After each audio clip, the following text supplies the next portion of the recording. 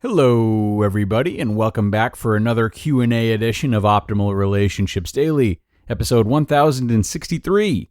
I'm your host and narrator, Greg Audino, and as you may know, I narrate great relationship content for you the other 6 days of the week, but here on Saturdays, I am here to answer your own questions about relationships and how you can improve upon your own.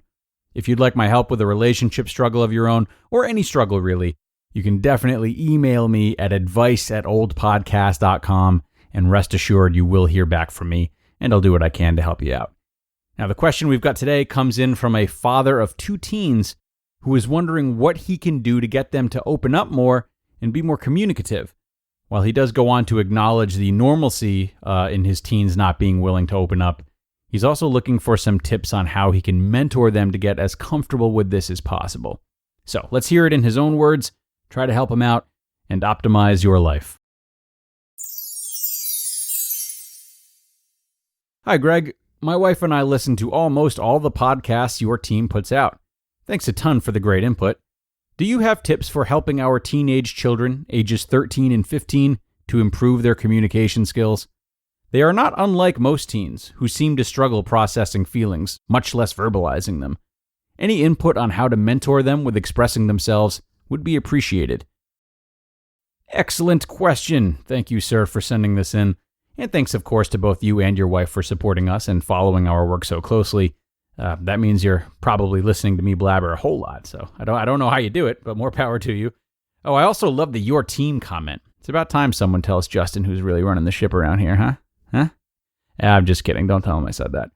Okay, so I want to start by saying that it's important to consider who your teens are having a hard time communicating with. Now, within the spectrum of teens struggling to process and express their feelings, needless to say, there's a lot of space for what's totally normal. Tough communication with strangers and parents, ironically, is totally normal. Tough communication with friends and classmates is also normal, to an extent. Certainly, there are outliers due to, abusive relationships, undiagnosed mental illness, and more. But whether or not your children might be victim to something like that isn't something I can answer here. I'm guessing that it is not present, though, since you note that they are not unlike most teens, and that instead the majority of the trouble is them not opening up to you as much as you'd like. Regardless, a lot of the steps you can take to encourage them to be more open remain the same, and we'll talk about some of them today. Now, first, let's talk about preserving your own sanity as a parent, because I think there's a lot to that here, and it's a really important part of the equation. Now, it's likely that you just want to understand them as clearly as you did when they were younger. It's totally normal. You want them to be as comfortable and playful with you as they were when they were younger, and that you'd like this to happen before they up and move out, which seems like it is so soon now. But parents who want their children to open up more can't be in such a rush. It's not realistic, and it usually results in teens feeling smothered. So instead, concern yourself with only learning little bits about them at a time. Teenagers are difficult to understand, as they're forming their own identities and thus choosing to keep more things to themselves. This is not unlike adulthood, and it is entirely appropriate for their development.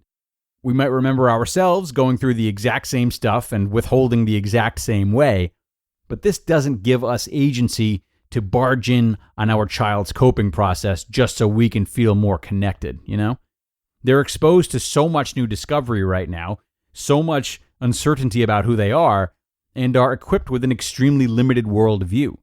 So this makes it hard for them to fully relate to others, as they just don't have enough experience with these new feelings yet to know what's normal or how to handle them.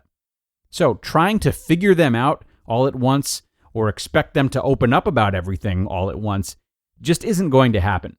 Part of parenting a teen is building an understanding of their identity slowly but surely, and not rushing into knowing every detail of their lives. But the more patient you can be with learning, again, one thing at a time, like I said, the more naturally you and your teen will bond about other things. Now, as for some practical advice, hopefully you can see by now that there is no magic antidote or trick you can pull on your kids to get them to start being totally vulnerable without any transition. Not going to happen. In the spirit of encouraging them to come out of their shells slowly but surely, the best thing you can do is what's often the best thing any of us can do to help cultivate healthy changes in people, and that's setting an example or setting a stage. What does this mean? This means giving your teens healthy space to communicate. This is in between the smothering that I mentioned before and shaming them or making them feel guilty for not wanting to talk, right? It's a healthy balance. This is a good time to remember that your children are now old enough to be treated more like adults. So with that being said, a good tool you have is the awareness of what types of situations and people you, as an adult, and other adults feel most comfortable being open around. Model this. Let's take a second to brainstorm who we as adults feel most comfortable opening up to, and therefore get an idea of how we can recreate this for our teens. So for me, I'm always most comfortable around good listeners, people who don't always tell me what to do, people who ask for my help, people who are open-minded and don't judge me or others, and people who encourage or model, there's that word again, model, behavior that I look up to. And you probably feel the same, and maybe you can add to this list. You also might take some time to consider the types of people your teens are most open with, even if it's their friends. What can you learn from that? Maybe taking more interest in their hobbies or passions could be a good jumping off point.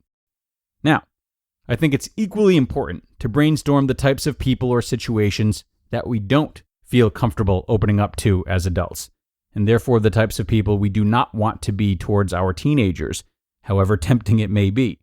So a lot of strategies that parents try to employ that in reality are nothing like the way they'd like others to treat them might include asking 100 extra invasive questions all at once, rushing to get answers, correcting everything your teens say, lying or omitting, disrespecting their privacy, presenting yourself as a perfect person, being overly positive all the time, etc. List goes on.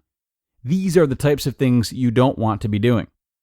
And finally, if there's one way of both preserving your sanity and setting an example for your kids, combining all of what we've talked about, I would say that it would be the preservation of your own boundaries.